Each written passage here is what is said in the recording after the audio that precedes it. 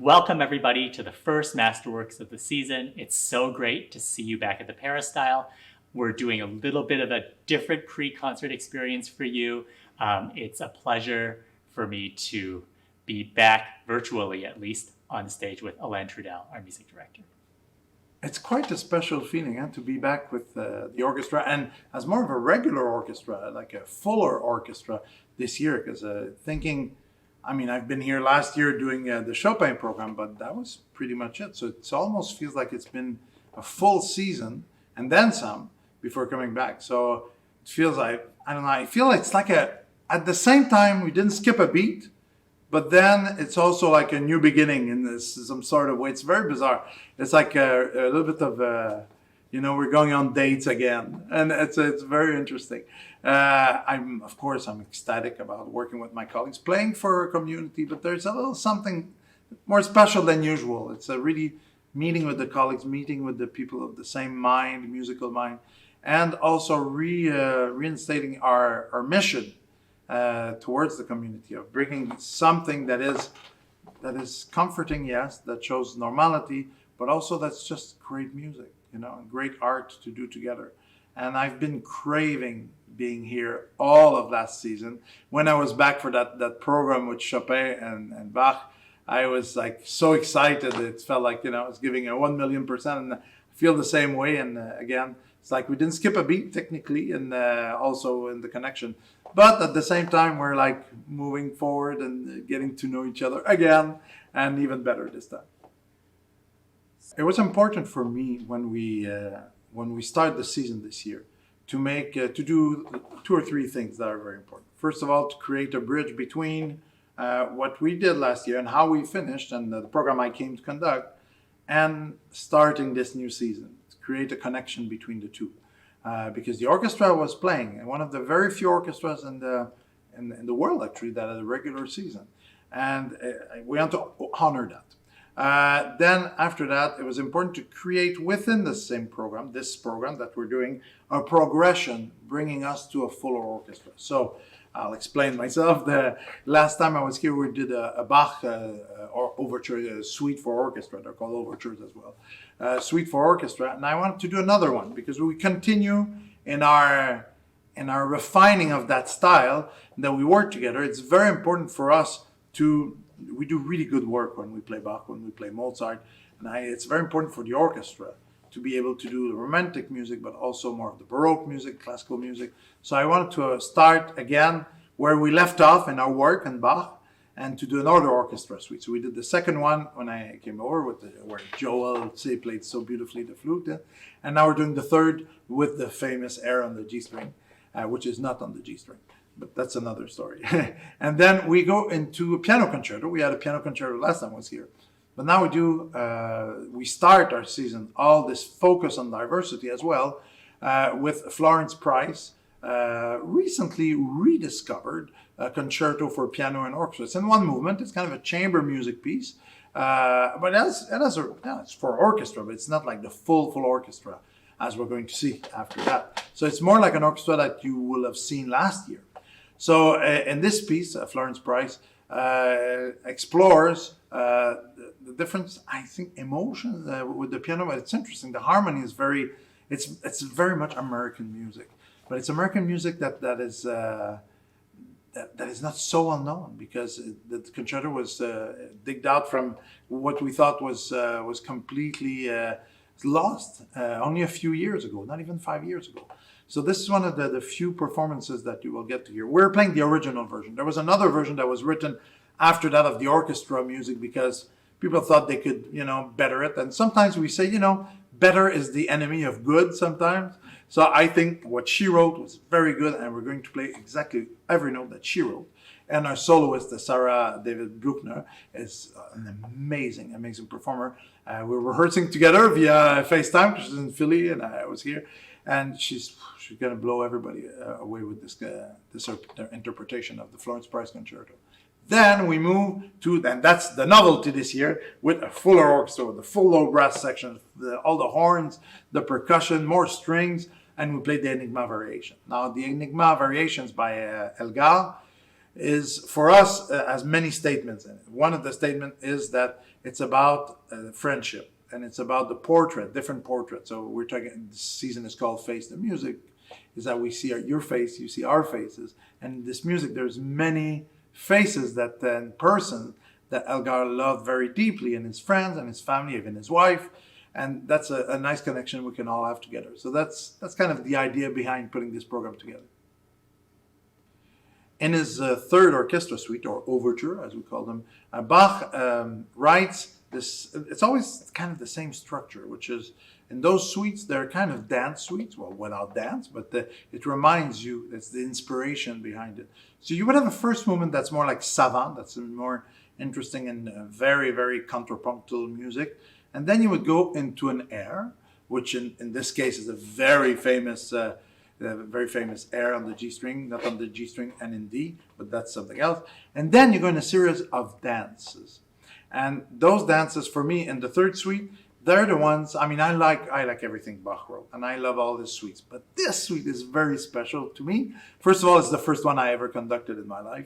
And it was one of my entries in the big orchestra world.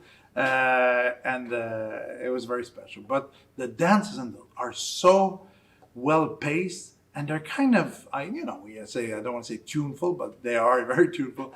For me, the gavotte has something very, very special. And you will hear it. It feels like it's dance, but it's very poised. Baroque dance is something very, very special. If you have a chance, I recommend you read up on Baroque dance. It's very, very precise, all the steps that you take. But also those dances have a steady beat, but they're never super, super fast. You have a jig, of course, at the end. You have a gavotte, you have a rondeau, and it's all nice. So it's kind of it's its own concert. You have this big, complicated piece. You have a beautiful area, a beautiful air, and then a series of dances. So I love that structure, but the gavotte is the one I like the most. So Alain mentioned that the air from Bach's Third Orchestral Suite is commonly known as the air on the G string, but it's not on the G string.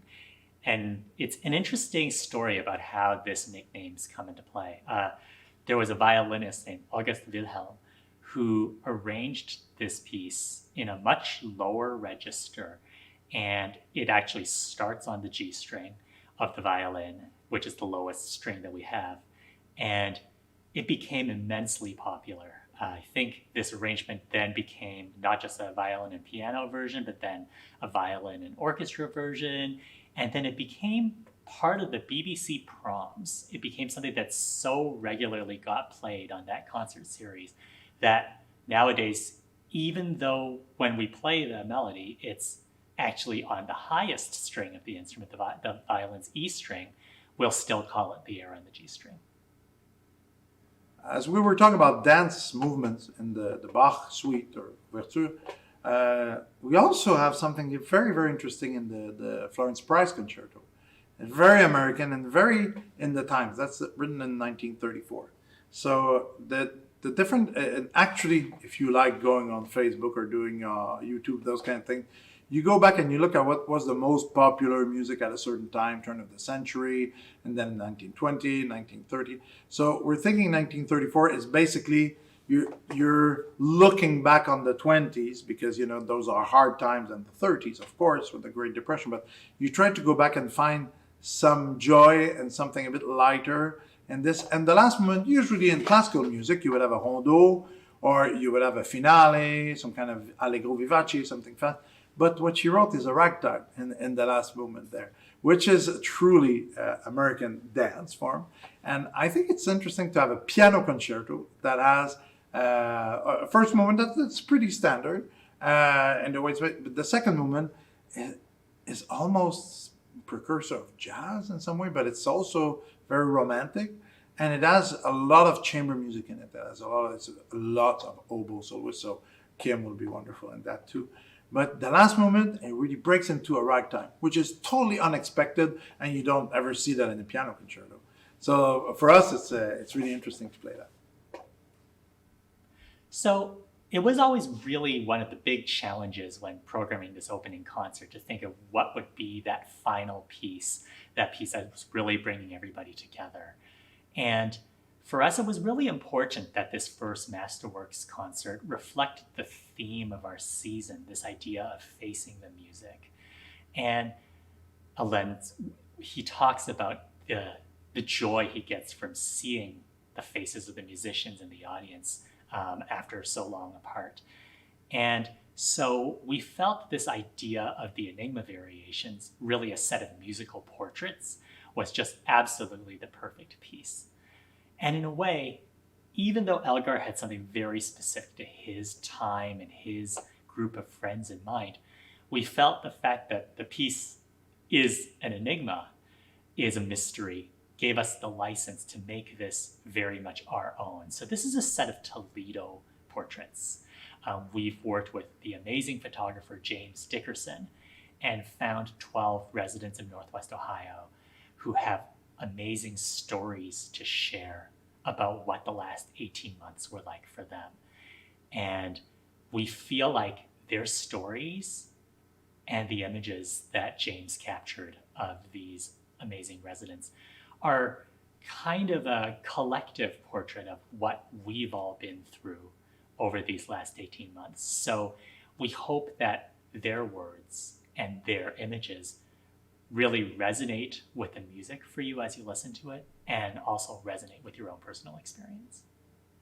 This is a very interesting piece because the music is wonderful. The music is very varied because there are variations, but also the story behind it. And it's Elgar said this is a kind of secret variation on a theme that's not a theme, that's kind of another variation, but a counterpoint on a melody that he will not tell us what it is. So people have guesses all the way from Old Lang Syne to some Mozart to I would even put the little Brahms Fourth Symphony in there for at least half that theme at the beginning. But you can figure out what it makes you think of. So he wrote just initials, like the first one is a CAE, which is a Caroline Alice Elgar's wife. And she's the one who, of course, inspired him. He came back from teaching a whole day, and he was improvising at the piano. And his wife said, "Hey, that's good stuff, And he said, "Oh, really?" And she said, "Yeah, I think that's really nice." I said, "Yeah, maybe I could do something with that." So he kept those 8 measures, put it together, and decided to do a tribute to many of his friends. Now, they're not musical icons of his friends. I mean, it's like everybody. You have friends in all different fields, and you have friends you've had for a long time. You have friends that are friends of friends or kids of friends. They're all around.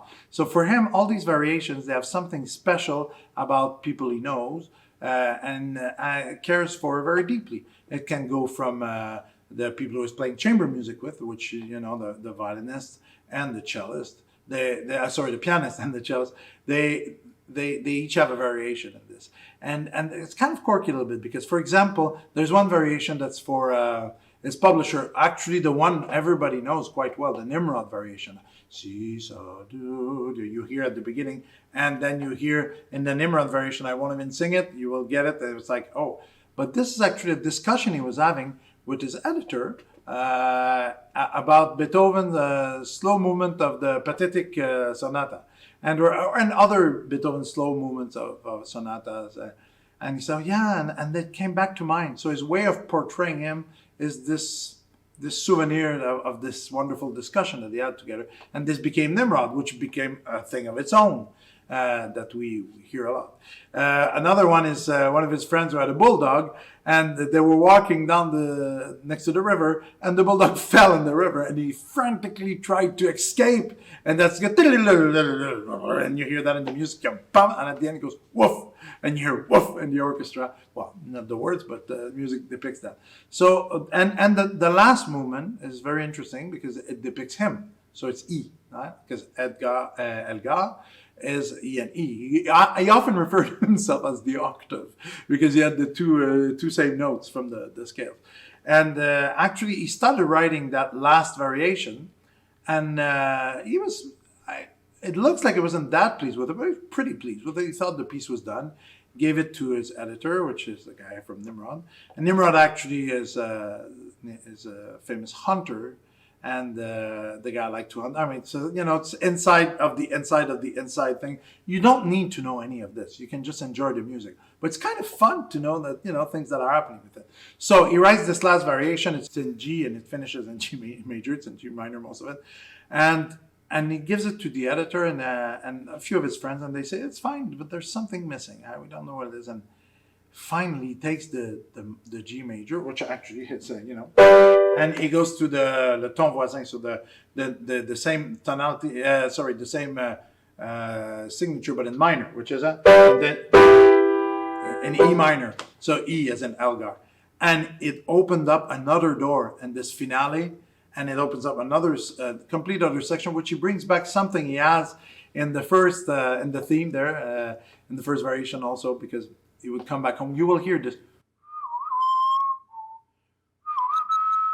And that's what he used to do when he came home, so everybody knew he was home. So you hear the theme going, and you hear that in the woodwinds. It's mostly oboe and the bassoon playing that. That comes out of nowhere, so it's nice to know. It's kind of fun. They're little intricate things, so hopefully it helps you to appreciate the piece. But again, you don't need to know anything really about it. You can just appreciate it for the music, the wonderful music it is. But it's nice to be influenced by your friends. In a good way, and to have some feedback on music. So, and as much as we need the feedback of you when you're here. So it's very special for us to finally play and see your wonderful faces, and for us to play live and play this music about friendship with all of your friends. So I hope you enjoy it.